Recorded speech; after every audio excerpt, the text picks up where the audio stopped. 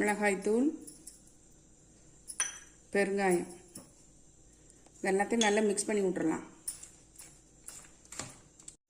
தேவையான அளவு உப்பு சேர்த்துடலாம்.